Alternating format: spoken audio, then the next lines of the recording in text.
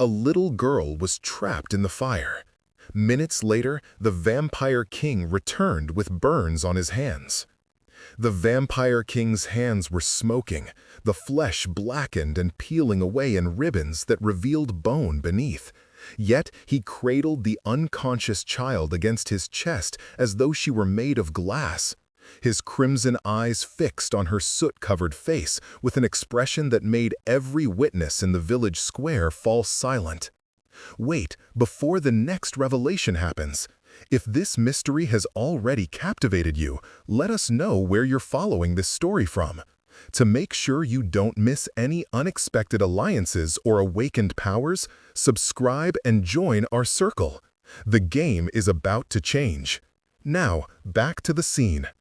The autumn night had been cold and clear until the widow's cottage erupted in flames.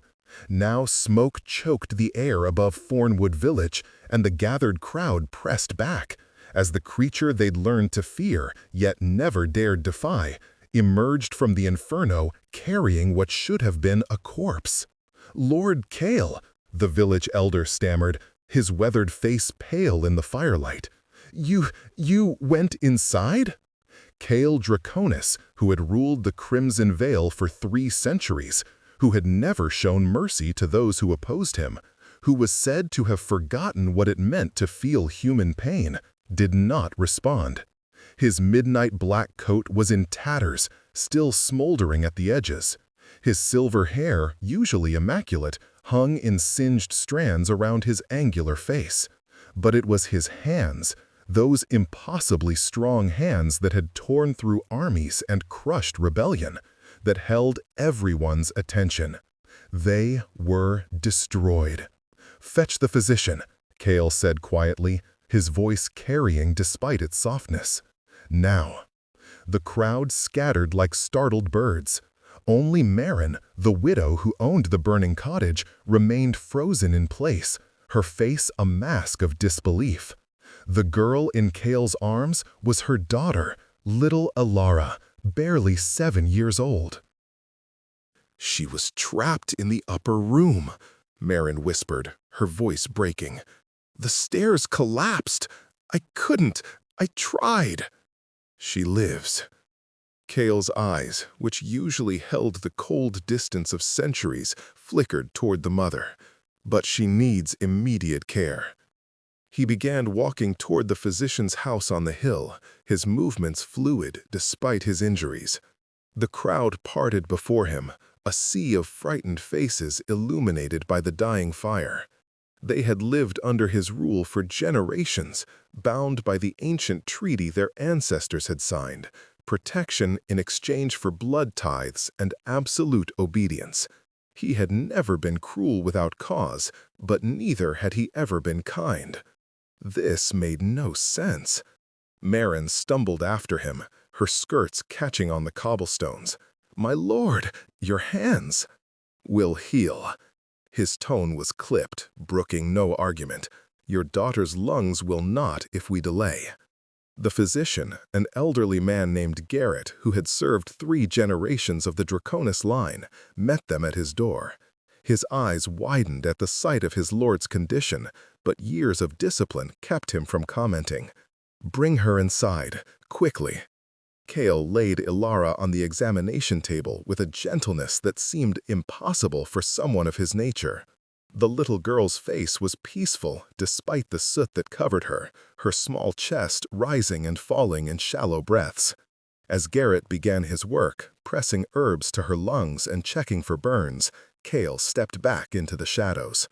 Only then did his composure crack.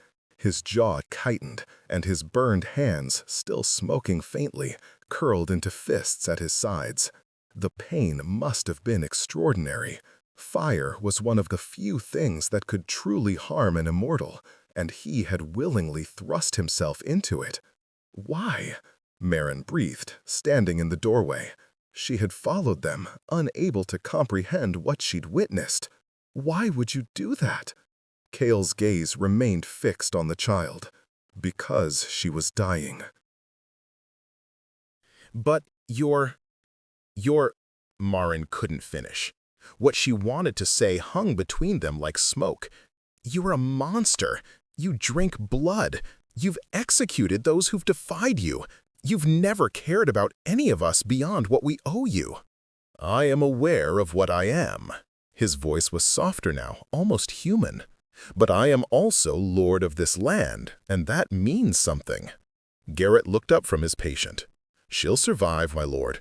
The smoke damage is significant, but she's young and strong. With rest and care, she should recover fully." He hesitated. "Your hands, however, will heal, as I said." Cale turned toward the door, his expression closing off once more, returning to the mask of cold authority they all knew. "Wait!" The word escaped Marin before she could stop herself. When Cale paused, she found herself speaking words she never imagined she'd say to him. "Please, let me at least bind your wounds.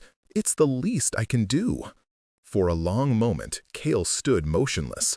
Then, almost imperceptibly, he nodded. Garrett gestured to a side room. "I'll watch over the girl. Take your time." The physician's private chamber was small and warm, lit by oil lamps that cast dancing shadows on the walls. Marin gathered clean linen and a basin of water, her hands trembling slightly as she worked. Cale sat in the single chair, extending his ruined hands with a warrior's stoicism. Up close, the damage was even worse. The flesh had burned down to muscle and bone in places, and the supernatural regeneration that should have already begun seemed sluggish, fighting against the unnatural wounds. Marin had to swallow hard to keep from retching at the sight. "Fire burns us differently," Cale said, reading her expression. "It takes longer to heal, weeks, sometimes months, depending on the severity." She began cleaning the wounds as gently as possible, but there was no way to avoid causing pain. To his credit, Cale didn't flinch, though she saw his jaw clench with each touch.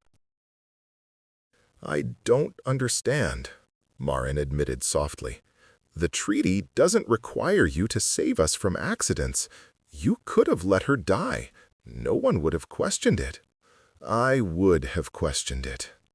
The words were barely audible. Marin paused, looking up at his face. In the lamplight, with his guard down and his pain evident, he looked almost human, almost young, despite the centuries behind those crimson eyes. "My lord?" Cale was silent for so long that she thought he wouldn't answer. When he finally spoke, his voice carried the weight of memory. 300 years ago, I was someone else. Someone who believed that power and fear were enough to build a kingdom. I crushed rebellions without mercy. I demanded absolute obedience. I became exactly what everyone expected a vampire lord to be. He flexed his burned fingers slightly, testing them. And then, 70 years ago, there was another fire. An entire village caught in an accidental blaze. I watched it burn from my castle walls. I did nothing. Marin's hands stilled on the bandages. I told myself it wasn't my concern, that they would rebuild, that it was the natural order of things. Humans died, and I endured. His eyes found hers, and she saw something she never expected to see there: regret. But when I rode through the ashes the next morning, I found a child's toy, a small wooden horse, charred but still recognizable. And I realized that my immortality had made me forget that each life I ruled over was singular, irreplaceable. "So you changed?" Marin whispered. "I tried." A bitter smile touched his lips. "But fear is a difficult thing to undo. For 70 years, I've protected these lands more carefully. I've been just, if not kind. I've tried to be better. Yet still, when my people look at me, all they see is the monster." Marin finished binding his hands, the white linen already seeping with dark blood. "Not tonight," she said firmly. "Tonight, when my daughter wakes up, She'll hear the story of how the Vampire King walked through fire to save her life. And that's the story she'll tell her children, and they'll tell theirs. Chaol looked at her for a long moment, and something shifted in his expression, a crack in the centuries-old armor. "Your daughter, what is her name?" "Ilara." Maren smiled despite her tears. "It means light in the old tongue." Light. He tested the word. Fitting. A knock at the door interrupted them. Garrett poked his head in. "She's waking, my lady, and asking for her mother." Maren rushed to her daughter's side, gathering the small girl into her arms as carefully as possible. Ilara's eyes fluttered open, still clouded with smoke and confusion. "Mama?" "I'm here, sweetheart. I'm here." "There was fire. I couldn't breathe." And then, Ilara's gaze drifted past her mother to where Chaol stood in the doorway, his bandaged hands hidden in the shadows. "Then the Silver Man came. He carried me through the flames." "The Silver Man saved you," Maren confirmed, stroking her daughter's hair. Ilara tried to sit up, coughing slightly. "Is he an angel?" The question hung in the air, absurd and innocent. Chaol, who had been called many things in 3 centuries, tyrant, monster, demon, lord, had never been mistaken for anything celestial. A sound escaped him that might have been a laugh or a cough. "No, little one," he said gently, "I am not an angel." "But you saved me." Ilara's logic was simple, pure. "That's what angels do." Maren expected Chaol to correct her, to assert his true nature. Instead, he simply inclined his head. "Rest now. You need to heal." As he turned to leave, Ilara's small voice stopped him. "Thank you, Silver Man." Chaol paused at the threshold. When he spoke, his voice was so quiet that only Maren heard it. "You're welcome, little light." He vanished into the night, leaving Maren holding her daughter and wondering if she'd just witnessed something that would change the Crimson Veil forever. News of the rescue spread through Thornwood Village like wildfire, and by dawn it had reached the neighboring settlements. The story grew with each telling. The Vampire King, who had ruled with an iron fist for 3 centuries, had burned his hands to ash to save a peasant child. Some added details: that had torn through walls with his bare hands, that had shielded the girl with his own body against falling beams, that his coat had been completely engulfed in flames. Most of it was exaggeration, but the core truth remained undeniable. Chaol Draconis had risked permanent injury for someone who meant nothing to him politically or strategically. It made no sense, and things that made no sense tended to be dangerous. In the grand hall of Draconis Castle, perched on its cliff overlooking the Vale, Chaol's inner circle gathered to discuss the incident. The hall was a testament to centuries of power: vaulted ceilings decorated with frescoes of ancient battles, pillars of black marble, windows of stained glass that depicted the founding of the vampire dynasty. At its center, Chaol sat in his throne, his hands still wrapped in fresh bandages, his expression unreadable. It was foolish. The speaker was Lyra, his second in command, a vampire of striking beauty and ruthless efficiency. She paced before the throne like a caged predator. "You exposed yourself to unnecessary risk. What if the fire had been worse? What if you'd been trapped?" "I wasn't." Chaol's tone was flat. "But you could have been." Lyra stopped pacing, her golden eyes flashing. "My lord, we've spent decades building your reputation as someone to be feared and obeyed. This act of heroism undermines that. Does it?" Chaol leaned forward slightly. Or does it show that my power extends even to protecting them from forces beyond their control? Across the hall, Marcus, the castle's strategist and a vampire of considerable age, cleared his throat. He was a scholarly creature, preferring books to bloodshed, but his mind was sharp. There's precedent for this, actually. In the old texts, the first vampire lords established their rule not just through fear, but through protection. They were seen as dark guardians, terrible but necessary. This isn't about precedent, Lyra snapped. This is about perception. Already the villages are whispering. Some are calling it a miracle. Others are wondering if it means our Lord has grown weak. Let them wonder. Cale rose from his throne, moving to the window that overlooked the vale. In the distance, he could see the smoke still rising from Thornwood, a dark smudge against the autumn sky. Let them question. Perhaps it's time they saw me as something other than a tyrant. You're not a tyrant, Marcus said quietly. But you're also not human. Trying to be something you're not. I'm not trying to be human. Cale's reflection in the window was ghostly, his eyes seeming to glow in the dim light. I'm trying to be what I should have been all along, a lord who actually cares whether his subjects live or die. Lyra exchanged a glance with Marcus. What happened in that fire? She asked, her voice gentler now. What changed? Cale was silent for a long moment. I heard her screaming. The child. She was calling for her mother, crying that she couldn't see, couldn't breathe. And I realized, he turned to face them, I realized that in 300 years, I've heard thousands scream. I've caused much of that screaming myself, but I'd never actually listened before. So you're having a crisis of conscience? Lyra's tone was carefully neutral. I'm having a realization that immortality without purpose is just existence. Cale looked down at his bandaged hands. I've existed for long enough. Perhaps it's time I actually lived.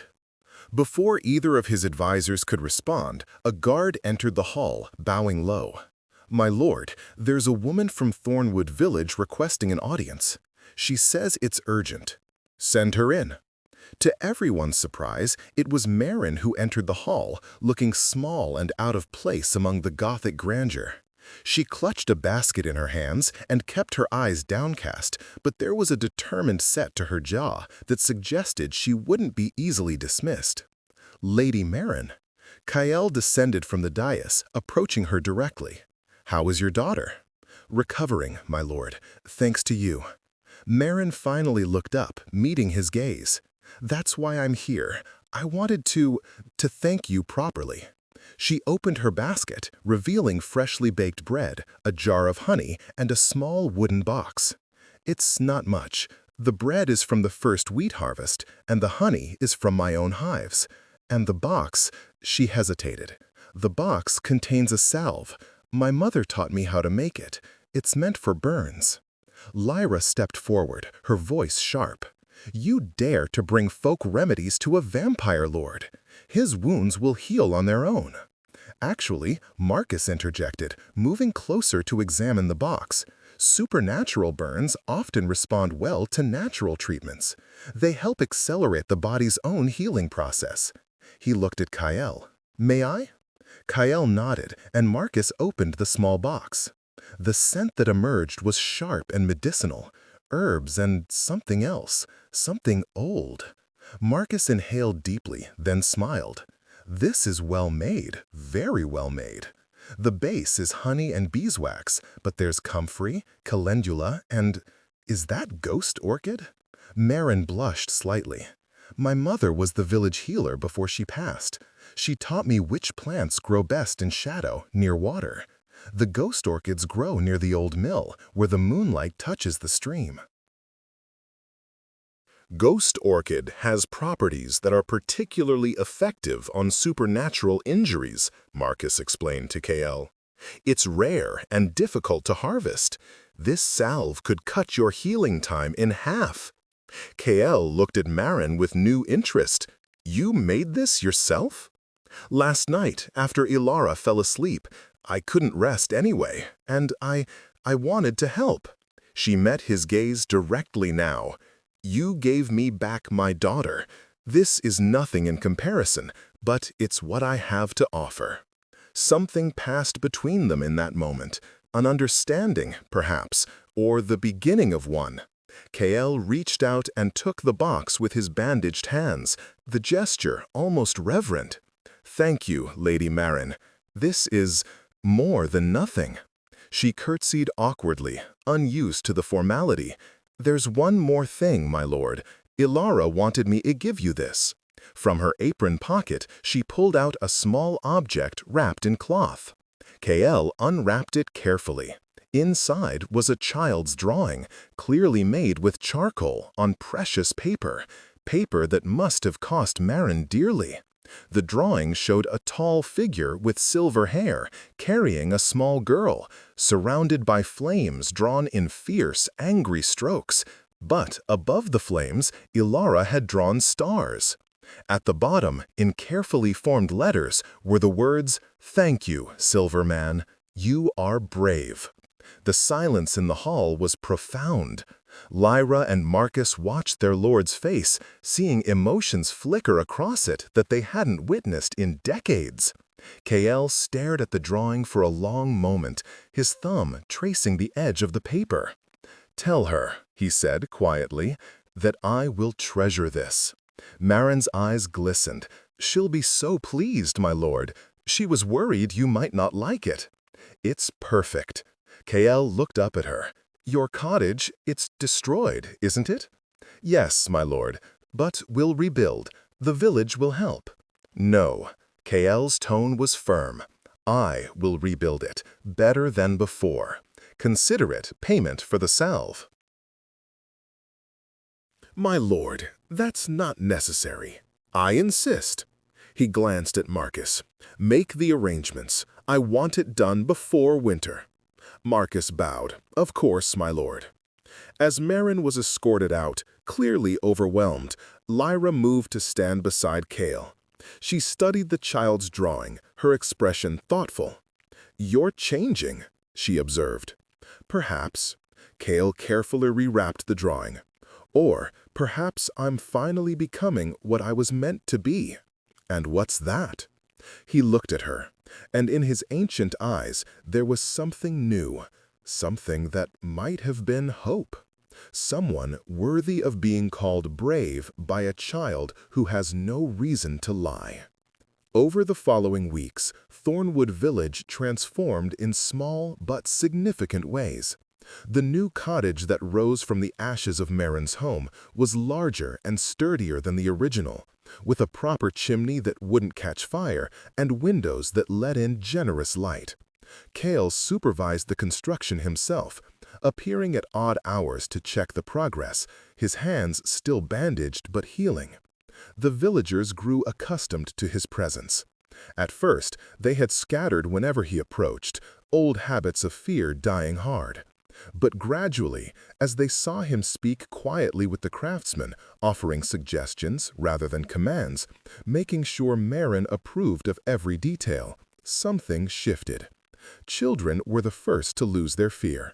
They watched him from a distance at first, whispering and pointing, until one brave soul, a boy of perhaps 9, approached him directly. "Is it true you can turn into a bat?" the boy asked. The adults gasped, certain the child would be punished for his impertinence. Instead, Kael looked down at the boy with an expression of mild amusement.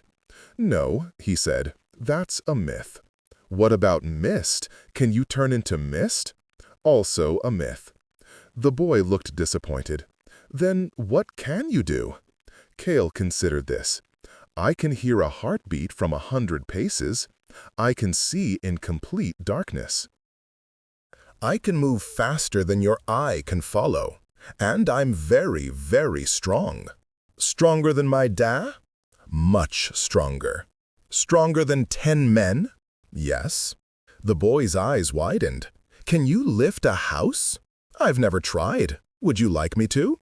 The child nodded eagerly, and to everyone's shock, Kale walked to the nearest small shed, positioned himself beneath one corner, and lifted.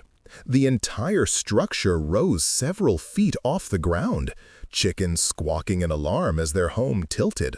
The children erupted in cheers, and even the adults found themselves smiling.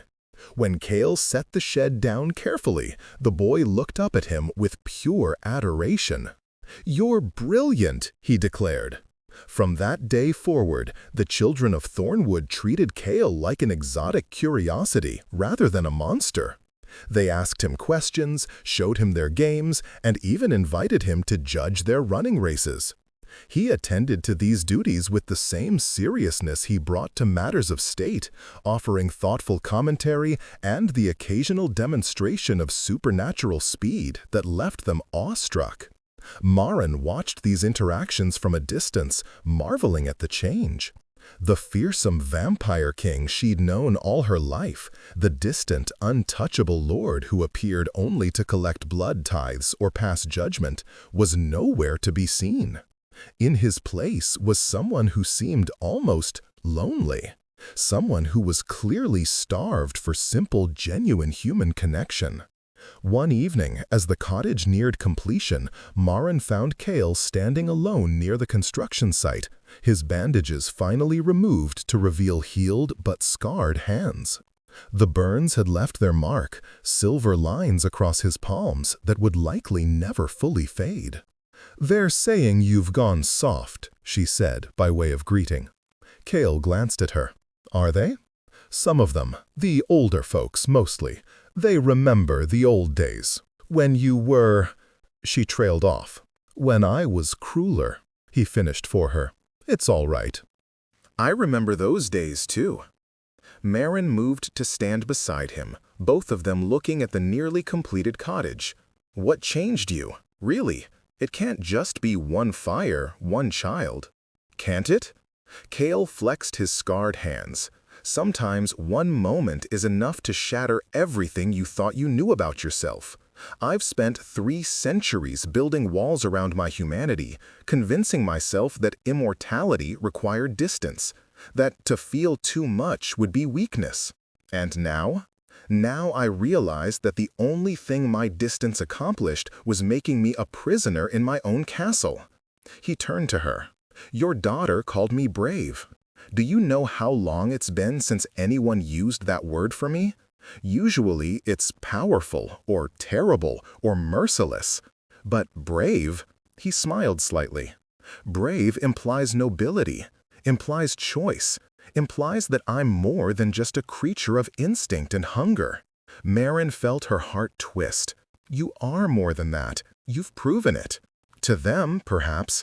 Kale gestured toward the village. "But to myself, I'm still learning."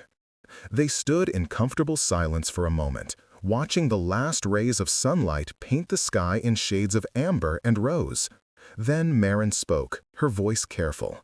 "My lord, may I ask you something? It's personal." "You may ask. I may not answer." "Fair enough." She gathered her courage. "Do you ever regret it, becoming what you are?" Kale was quiet for so long that she thought he wouldn't respond. When he finally spoke, his voice was distant, touched with old pain. "Every day," he admitted, "but not for the reasons you might think. I don't regret the power or the longevity. I regret the price, watching everyone I once cared about age and die while I remained frozen in time. I regret the isolation, the inability to form true connections because they're always temporary. I regret becoming so afraid of loss that I stopped allowing myself to care about anyone." "But you cared about Alara," Maren pointed out gently. "You risked yourself for her." "I did." He looked down at his scarred hands, and for the first time in decades, I felt something other than emptiness. It hurt. Gods, it hurt. But it was real. It was human. Maren made a decision then, one that surprised her even as she acted on it. She reached out and took one of his scarred hands in both of hers, examining the silver lines in the fading light. "These are beautiful," she said softly. like lightning caught in your skin. Kale stared at their joined hands, seeming transfixed. They're ugly, permanent reminders of foolishness. They're proof that you're capable of love. She looked up at him. That's not foolish. That's the bravest thing I've ever seen. Something shifted in the air between them, a charge, electric and dangerous. Kale gently withdrew his hand, stepping back, and Maren felt a flush of embarrassment.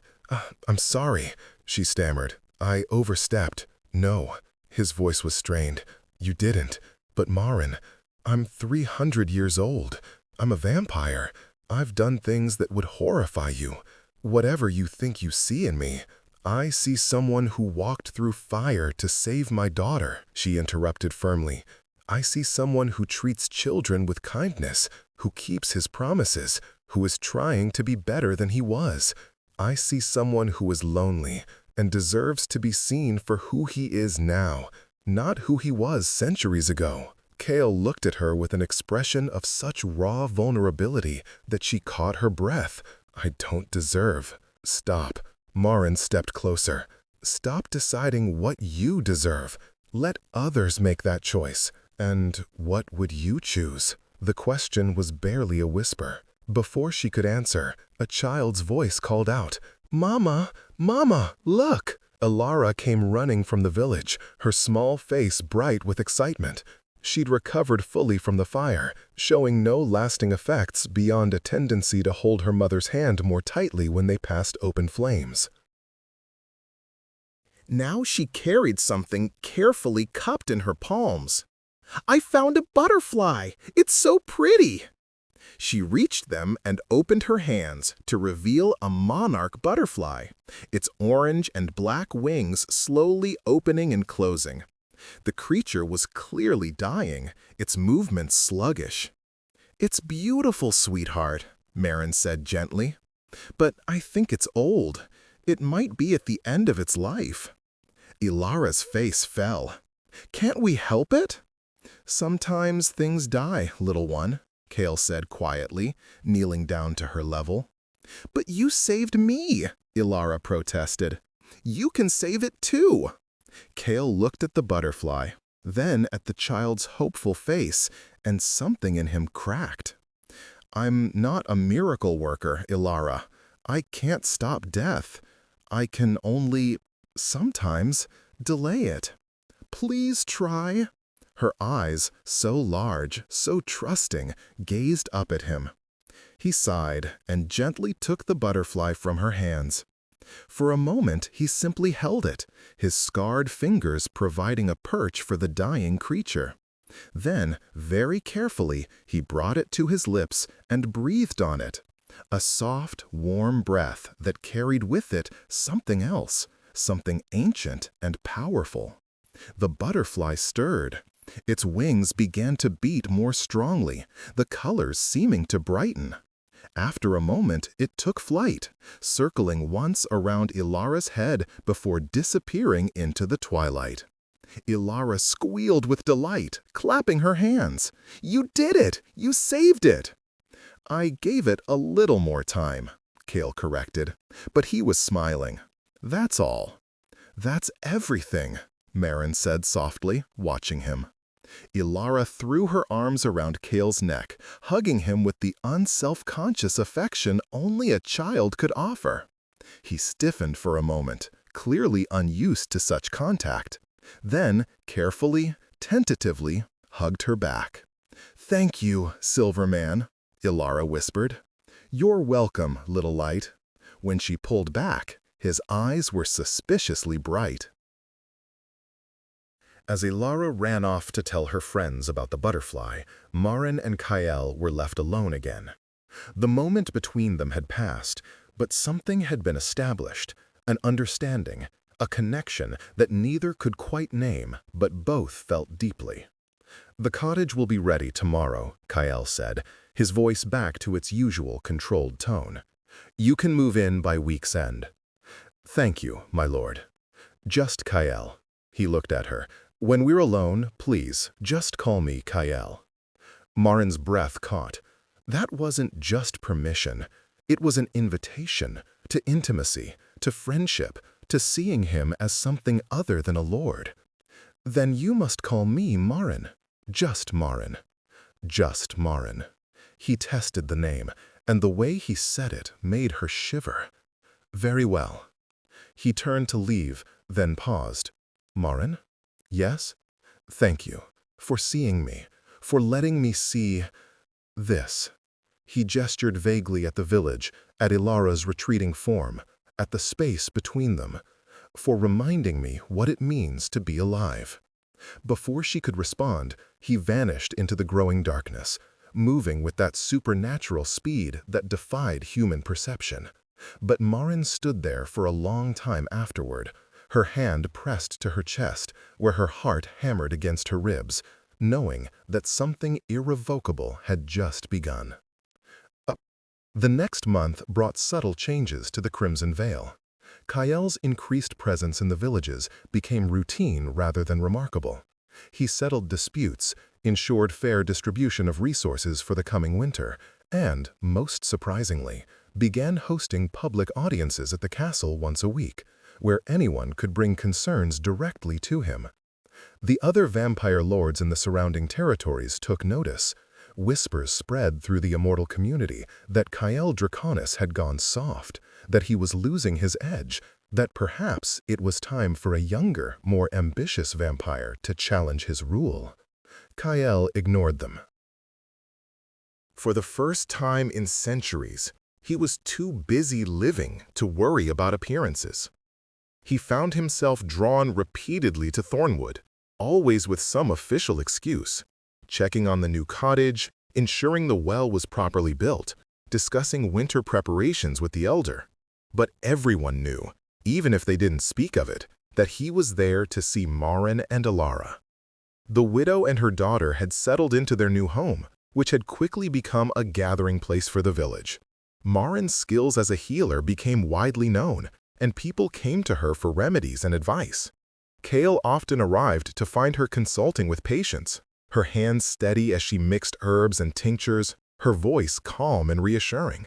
He never interrupted her work, but he watched, and in watching, he learned things about her, her patience, her wisdom, her quiet strength. She was 27 years old, had been widowed 3 years earlier when her husband died of winter fever, and had supported herself and Ilara through her healing work and small garden. She was also, he was beginning to realize, the most remarkable human he'd encountered in centuries. One evening, after her last patient had left, and Ilara was asleep upstairs, Marin found Kael sitting on her porch steps, staring at the stars. "You know, you could knock," she said, amusement in her voice. "You don't have to lurk outside like a stray cat."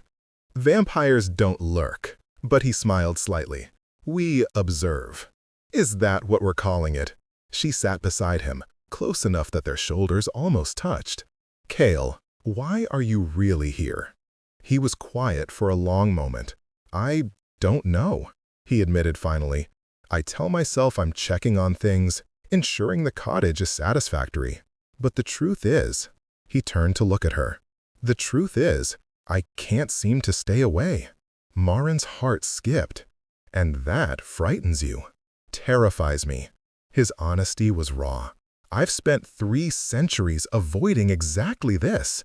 Attachments. Connections. Anything that could make me vulnerable. And yet, here you sit." She reached out, slowly enough that he could pull away, and took his hand. The scars from the fire stood out silver against his pale skin. "Why?" "Because I'm tired." The words seemed torn from him. "I'm so tired of being alone, of pretending I don't need anyone, of ruling from a distance and calling it strength when really it's just cowardice." "You're not a coward." Marin laced her fingers through his. "A coward wouldn't have run into a burning building. A coward wouldn't risk his reputation to help people he was supposed to merely rule. A coward wouldn't be sitting here, being vulnerable with me." Kael looked down at their joined hands, marveling at the sight. "Do you know what you're doing, Marin? What this could mean? I know that I haven't felt this alive since my husband died, she said honestly. I know that when you're near, I feel safe and excited and terrified all at once. I know that Alara lights up whenever she sees you. And I know that the village has changed since you started really seeing us as people rather than subjects. That's not what I meant. His voice was strained. I meant, I'm a vampire, Marin. I'll never age. You will. You'll grow old while I remain exactly as I am.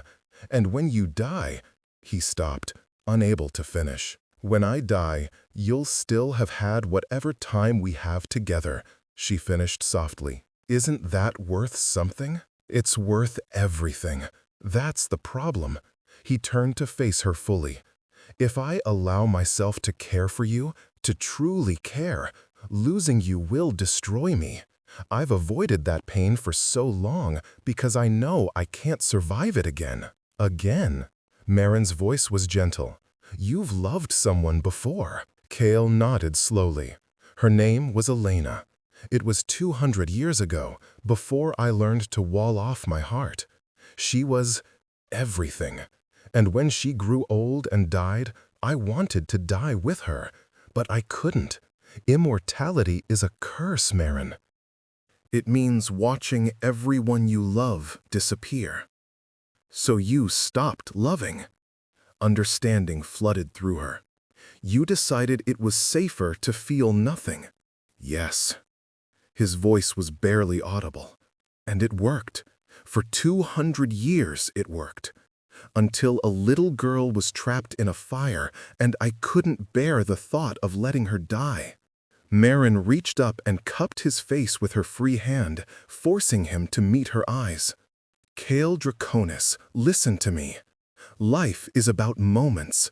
Beautiful, fleeting, precious moments. Maybe we only have a few years. Maybe we have decades.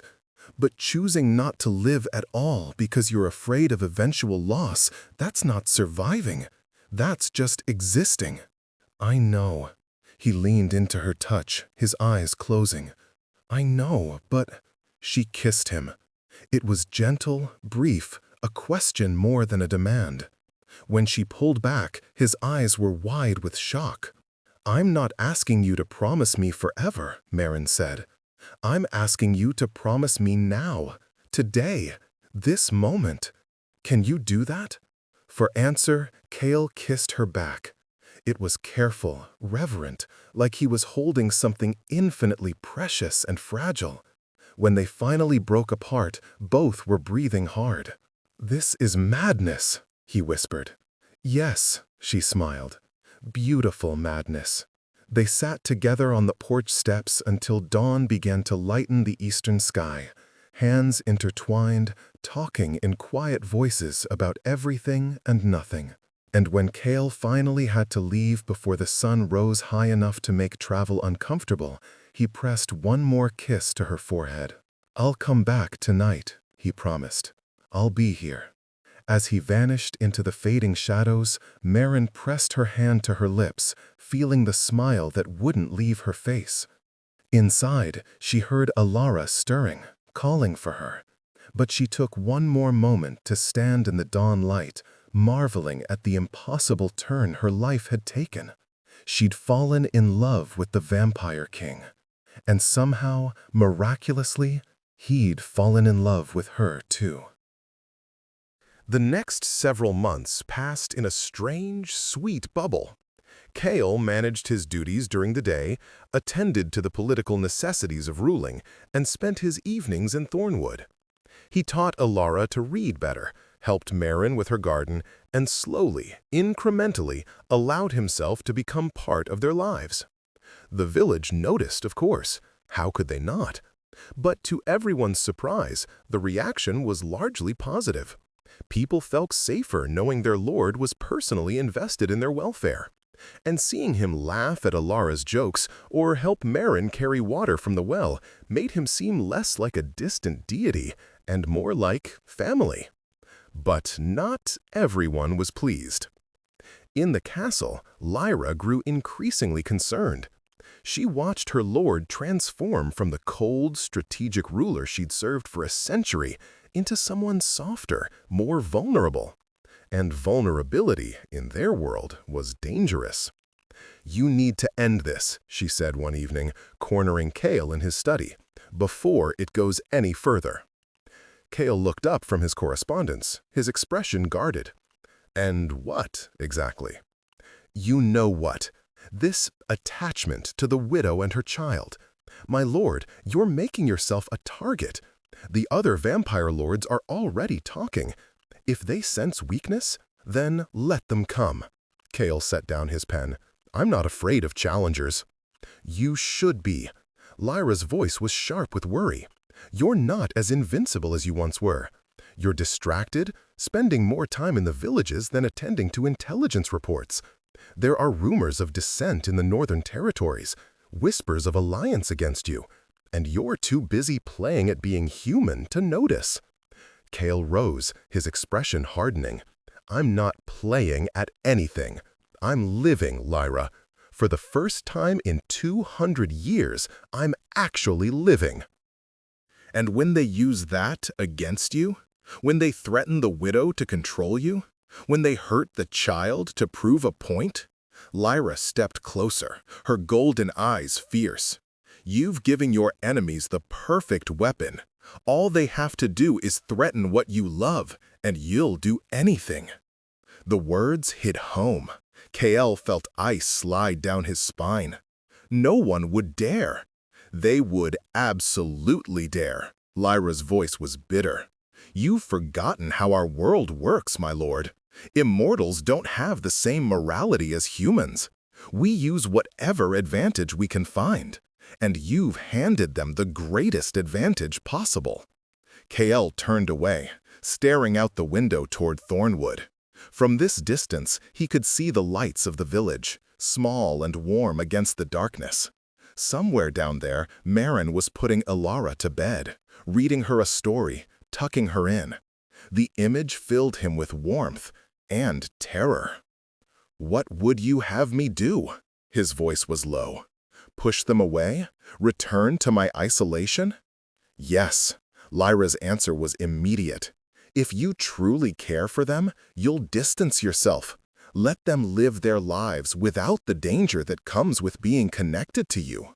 That's not caring, that's cowardice. That's survival." Lyra put a hand on his shoulder. "My lord, I've served you for over a century. I've seen you weather challenges that would have destroyed lesser vampires. But I've never seen you vulnerable like this. And vulnerability gets people killed." Chaol closed his eyes, the weight of centuries pressing down on him. She was right, and he knew it. Being involved with Maren and Elara did make him vulnerable. It did create a potential weakness his enemies could exploit. The logical, strategic part of his mind, the part that had kept him alive and in power for 3 centuries, screamed at him to end things now, before anyone got hurt. But then he remembered Elara's laughter, Maren's smile, the feeling of being seen and valued for something other than power and fear. He remembered what it felt like to be human, even for just a few hours each evening. "I can't," he said finally. "I can't go back to what I was. I won't." Lyra's expression softened. "Then protect them. Station guards around the village, ward the cottage against supernatural intrusion. Make it clear that anyone who touches them will face your full wrath. But, my lord," she paused, "be careful. The deeper you fall, the harder the landing will be if something goes wrong." After Lyra left, Chaol remained at the window for hours, watching the distant lights of Thornwood. She was right about the danger. But Maren was also right. Choosing not to live at all because of fear was its own kind of death. He would find a way to protect them. He had to.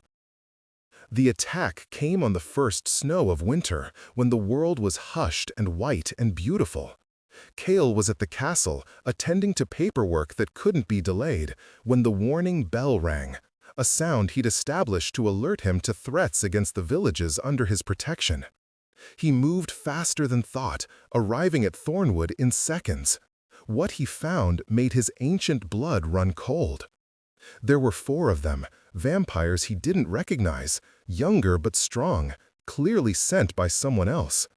They had surrounded Marin's cottage, and one of them held Alara, a hand over her mouth to muffle her terrified whimpers. Marin stood in the doorway, a kitchen knife in her shaking hand, her face white with fear. "Lord Kale," the leader said, smiling to show his fangs, "how prompt of you. We were told you'd come running if we threatened your pet humans." Kale's vision went red. His power exploded outward, a wave of supernatural force that sent 2 of the vampires flying backward. He was across the space in a heartbeat, ripping Alara from the vampire's grasp and handing her to Marin in one smooth motion.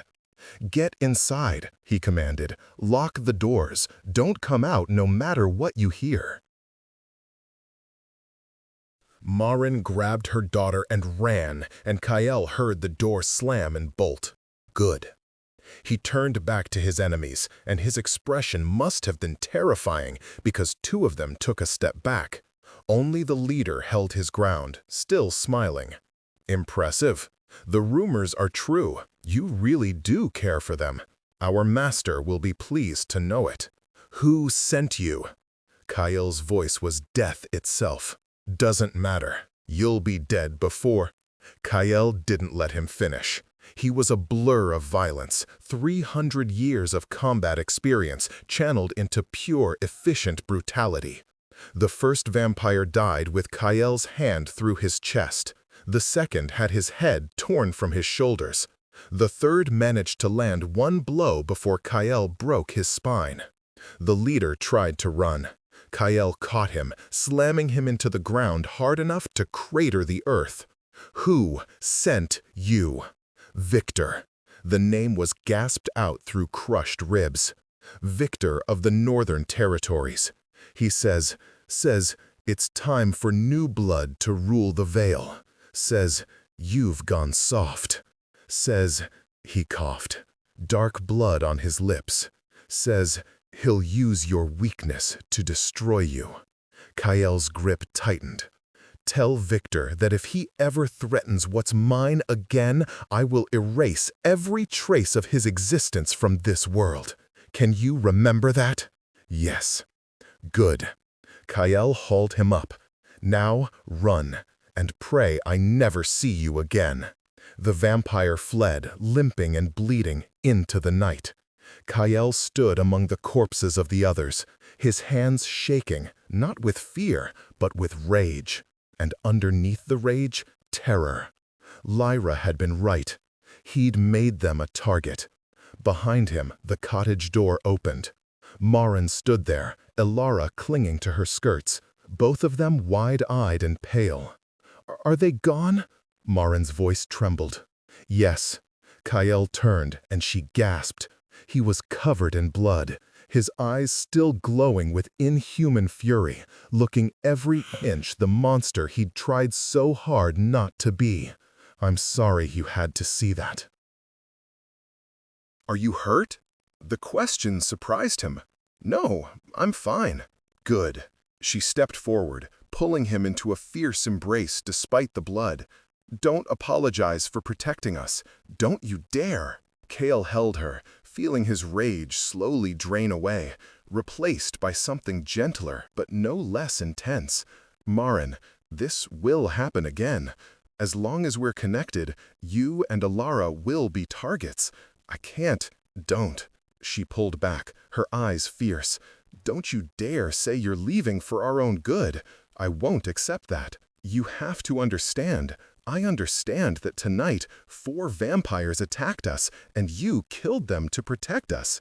I understand that there are dangers in being connected to you, but I also understand that I love you, Kale Draconis, and I'm not giving that up just because it's dangerous." The words hung in the air between them. It was the first time either had said it out loud. "You love me?" His voice was barely a whisper. "Yes." Her chin lifted defiantly. "I love you, even though you're a 300-year-old vampire. Even though it's complicated and dangerous and probably insane, I love you." Kale felt something break open in his chest, centuries of ice cracking and melting away. "I love you too," he said, the words feeling strange and wonderful in his mouth. "I love you both, and that's exactly why this is so dangerous." "Then make us safe." Marin's voice was steady. "You're powerful enough, smart enough. Make it so that anyone who threatens us regrets it so deeply they never try again." From behind her mother's skirts, Ilara peeked out. "Are you going to fight more bad people, Silverman?" Kale knelt down to her level. "I'm going to do everything in my power to make sure no bad people ever come near you again. I promise." "Good." She reached out and hugged him, heedless of the blood on his clothes. "Because we need you." "I need you too, little light." The admission cost him, but it also freed him. "I need both of you." Later that night, after Ilara was asleep and the village guards Kael had summoned were in position, he and Marin sat by her fireplace. He'd cleaned up, changed clothes, and looked almost human again, if one ignored the supernatural grace of his movements and the slight glow in his eyes. "What happens now?" Marin asked, leaning against his shoulder. "Now, I make it very clear that anyone who threatens you will face consequences so severe they'll become a cautionary tale for centuries." His voice was grim. "I've been too passive, too concerned with appearing civilized, but they've forgotten who I was before I learned restraint. It's time to remind them. I don't want you to become a monster just to protect us." "I won't be a monster." He kissed the top of her head. "I'll be something worse, a monster with something to lose. That makes me far more dangerous than any mindless brute." Marin shivered, but not with fear. There was something thrilling about hearing the steel in his voice, knowing that this ancient, powerful being had chosen to love her and would move heaven and earth to keep her safe. "What about this Victor?" she asked. "He's dead." The certainty in Kael's voice was absolute. "He just doesn't know it yet. But I'll make sure the message is clear.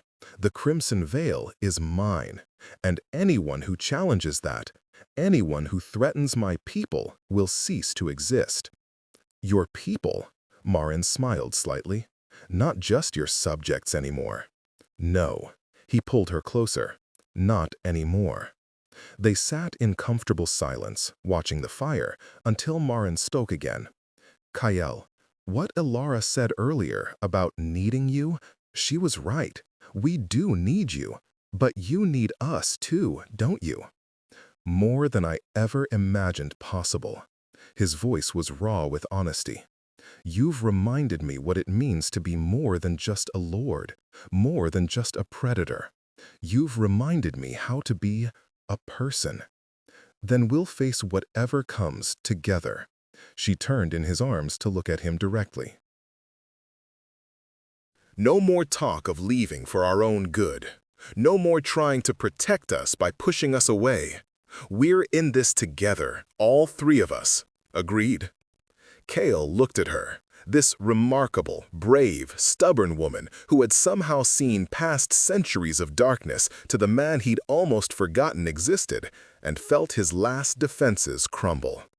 "Agreed," he said softly. "Together." They sealed the promise with a kiss, and in that moment, Kale Draconis finally understood what he'd been searching for through 3 long centuries of immortality. Not power, not fear, not isolation. Just this: connection, love, belonging. It was worth fighting for, worth dying for, worth living for, and he would do all 3, if necessary, to keep it. The confrontation with Victor came 3 weeks later. Kale had spent the interim fortifying Thornwood and the other villages, placing wards and establishing a network of vampire guards loyal to him. But he also sent a message to Victor, a formal challenge, vampire to vampire, to settle their dispute without involving innocents. Victor accepted, likely thinking Kale had grown too soft to truly threaten him. It was his last mistake. They met on neutral ground, a frozen field halfway between their territories, under a full moon that turned everything silver. Victor brought witnesses, as tradition demanded. Cale brought only Lyra and Marcus, confident in his abilities. Lord Cale. Victor was younger than Cale by nearly 2 centuries, but powerful in his own right. Tall and broad-shouldered, with dark hair and cruel eyes.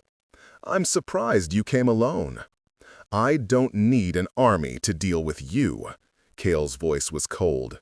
"You threatened what's mine. You sent assassins after innocents. For that, you'll die tonight." Victor laughed. "Innocents? Is that what we're calling your human pets now? Everyone knows you've grown weak, Draconis. Soft. More concerned with playing house with a peasant widow than maintaining your territory. Careful." The warning in Cale's voice would have made a wiser man pause. "You're about to discover just how unsoft I am. I've faced down enemies more fearsome than a lovesick fool playing at being noble."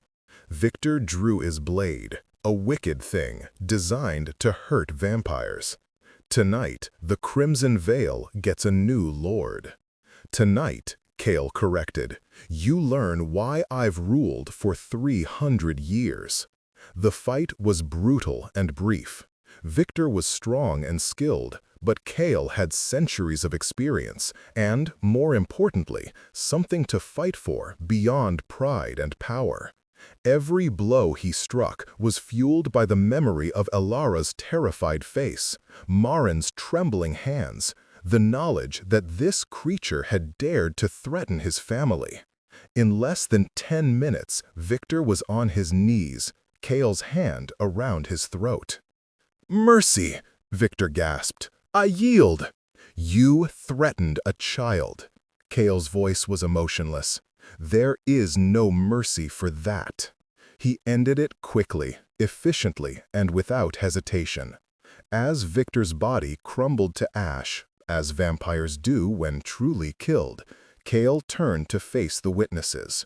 "Let this be known throughout all vampire territories," he said, his voice carrying in the cold night air. "The Crimson Veil is under my protection. Every village, every man, woman, and child within its borders is mine to defend. Anyone who threatens them threatens me, and I will show no mercy to those who harm innocents." He paused, letting his power roll out, a demonstration of strength that made even the ancient vampires present take a step back. "I am Cale Draconis. I have ruled for 300 years, and I will rule for 300 more. And if anyone here wishes to challenge that, step forward now." No one moved. "Good." Cale turned to Lyra and Marcus. "Let's go home." As they walked away from the frozen field, leaving Victor's ashes to scatter in the wind, Marcus spoke quietly. "You've changed, my lord." "Yes." Cale didn't slow his pace. "For the better," Lyra added, surprising him. "You're stronger now than you were a year ago. More focused, more complete. Because I have something worth protecting." Cale looked at them both. "I understand now what I was missing. Power without purpose is empty. But power combined with love? That's unstoppable." When they returned to Thornwood, dawn was just beginning to lighten the eastern sky. Cale found Marin awake, standing on her porch, waiting. She took one look at his face and understood. "It's over? It's over." He climbed the steps, pulling her into his arms. "You're safe, both of you." She clung to him, and he felt her shaking, with relief, with residual fear, with joy. "I knew you'd come back. I knew you'd keep us safe." "Always." The promise was absolute. "As long as I exist, I will protect you." Inside, Elara called out sleepily. "Mama, is the Silver Man here?" "Yes, sweetheart," Marin called back. He's here." Kale followed her inside, and Ilara stumbled out of her room, rubbing her eyes. When she saw him, her face split into a huge smile. "You're back! Did you fight the bad people?" "I did." He knelt down to her level. "And they won't bother us anymore. Because you're strong." It wasn't a question. "Because I have something worth being strong for." He booped her nose gently, making her giggle. "You and your mother. You make me strong." Ilara hugged him fiercely, and over her head, Kale met Marin's eyes. In them, he saw everything he'd been searching for across 3 centuries. Acceptance, love, belonging, home. 5 years passed. 5 years of peace, of growth, of life. The Crimson Veil flourished under Kale's more engaged rule, and his reputation transformed from feared tyrant to stern but fair protector. Other territories took notice, and some even began to emulate his approach. Ilara grew into a bright, curious 12-year-old who showed talent for healing like her mother. She still called Kale the Silverman, though now it was affectionate rather than descriptive. He taught her to read ancient texts, to understand herb lore, to defend herself if needed. Marin bloomed. Her confidence grew as she took on a more prominent role in the village, eventually becoming the chief healer for the entire Vale. She and Kale made no secret of their relationship, and while some traditionalists disapproved, most had come to accept it as simply how things were. And Kale himself? He was happy. Truly, deeply, completely happy for the first time in his long existence. Of course, happiness never lasts forever. But that's not because it's fragile. It's because life is change, and change brings new challenges. One winter evening, Kale found Marin standing in her garden, looking at the frost-covered plants with a pensive expression. He came up behind her, wrapping his arms around her waist. "You're thinking loudly," he murmured against her hair. She laughed softly, leaning back against him. "I'm thinking about time." "Ah." His arms tightened slightly. "That. Yes, that." She turned in his embrace to face him. "I'm 32 years old, Kale. In another 30 years, I'll be an old woman. And you'll still look exactly like this." "I know." The pain in his voice was evident. "I'm not saying this to hurt you." She cupped his face with her hands. "I'm saying it because we need to talk about it. About what happens when I get old, when I die." Kale flinched. "Don't. We have to." Her voice was gentle but firm. "I won't live forever, love. Neither will Ilara. And you need to be prepared for that. I'll never be prepared for losing you." The admission was torn from him. "I know it's coming. I think about it every day, and it terrifies me." "Then let's make a promise." Marin's eyes were steady. "Let's promise that we'll live every moment we have together fully. No regrets, no holding back. And when the time comes, when I'm old and ready to go, you'll let me go without destroying yourself. I can't promise that. You can." She kissed him gently. "You can, because I'm asking you to. Because if you truly love me, you'll honor what I want. And what I want is for you to keep living after I'm gone, to keep protecting the Veil, to keep being the man I fell in love with." Kale pulled her close, burying his face in her hair. "It will break me." "It will hurt," she corrected, "but it won't break you. You're stronger than that. And you'll have Ilara, at least for a while. You'll have Marcus and Lyra. You'll have purpose. That's enough to survive on." They stood together in the frozen garden, holding each other against the cold and the inevitable passage of time. And while Kale couldn't promise he'd be okay when she was gone, he could promise to try. For her sake, he would try. 23 more years passed. Years of joy and sorrow, triumph and loss, everyday moments that became precious because they were finite. Ilara grew up, married a kind man from a neighboring village, had children of her own. Maren aged gracefully, silver threading through her dark hair, laugh lines deepening around her eyes. And through it all, Kyle remained unchanged, a fixed point in a world of flux. He watched his adopted family grow and change, and he cherished every moment, knowing each one brought him closer to inevitable loss. When Maren fell ill in her 55th year, he nursed her with the same fierce devotion he'd shown the night he carried Ilara from the fire. But this time, there was no dramatic rescue possible. No supernatural strength that could fight the simple, natural failing of a human body. She died on a spring morning, with Kyle holding her hand, and Ilara, now a woman of 40 with gray in her own hair, on her other side. Her last words were spoken to him. "Thank you," she whispered, "for showing me what it means to be truly loved, for teaching me that monsters and heroes are sometimes the same person, for being my silver man." And then she was gone, and Kyle felt something inside him shatter. But he didn't break, because he promised. The funeral was attended by the entire Vale, hundreds of people whose lives Maren had touched. They told stories, shared memories, celebrated the remarkable woman who had healed bodies and hearts with equal skill. And they thanked Kyle for loving her, for being part of her story. After everyone else had left, when only Ilara remained by the grave, she took Kyle's scarred hand in hers. "She was right, you know," Ilara said softly, "about you being strong enough to survive this." "I don't feel strong." His voice was hollow. "You're still here. That's strength." She squeezed his hand. "And you'll keep being here, for me and my children and their children, because that's what Mama wanted. That's what she made you promise." Kyle looked at her.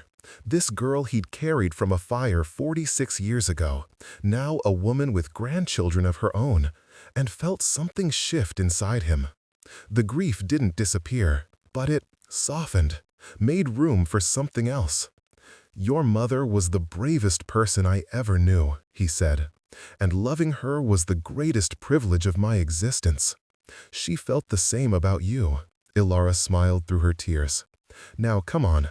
My daughter made you your favorite dinner. She wants to make sure you eat." As they walked back toward the village together, Kyle realized something profound. Maren had left him, yes, but she'd also left him surrounded by love, by Ilara and her family, by the villagers who respected him, by the life they'd built together over nearly 3 decades. He wasn't alone anymore, and he never would be again, as long as he chose to stay connected to the living rather than retreat into isolation. That night, as he sat at Ilara's table, surrounded by her children and grandchildren, listening to them laugh and tell stories, Kyle felt Maren's presence like a warm wind. She was gone, but her impact remained, woven into every relationship he'd formed, every connection he'd made. The littlest grandchild, a boy of 5 with Ilara's eyes, climbed into Kyle's lap and looked up at him with innocent curiosity. "Are you really 300 years old?" the boy asked. 373, Kyle corrected gently. "Wow!" The child's eyes went wide. "That's old." "Very old," Kyle smiled slightly. "But you saved Great-Grandma Ilara from a fire when she was little, right? That's what Mama says." "I did." "So you're a hero." The child stated it as simple fact. Kyle looked around the table at Ilara's family, at the life that had come from that one moment of choice, that one decision to run into the flames rather than stand aside. All of this, the laughter, the love, the connection, existed because he'd been brave enough to care. "No," he softly, pulling the child close, "your great-grandma Maren was the hero. She taught me how to be brave, how to love, how to live." He looked at Ilara, who smiled at him through her tears. I'm just someone who was lucky enough to learn from her." And in that moment, surrounded by the legacy of the woman he'd loved, Chaol Draconis understood the final lesson she'd taught him. That immortality wasn't a curse if you filled it with purpose, that love was worth any pain, and that choosing to live, really live, was the bravest thing anyone could do. He had walked through fire once to save a child, and in return, that child and her mother had saved him from something far worse than flames. They'd saved him from eternity of emptiness. That was worth everything. The boy in his lap yawned, snuggling against Chaol's chest. "Tell me about the fire," he mumbled sleepily. "Tell me about being brave." Chaol looked down at the child, then at Ilara, then out the window at the stars that had witnessed 373 years of his existence. "Once upon a time," he began, his voice soft and sure, "a little girl was trapped in a fire, and someone who had forgotten how to care learned to be human again." Outside, the first snow of winter began to fall, covering the vale in gentle white. And in the cottage that had been rebuilt 46 years ago, in the warmth of family and love and connection, the Vampire King told his story and remembered what it meant to be alive.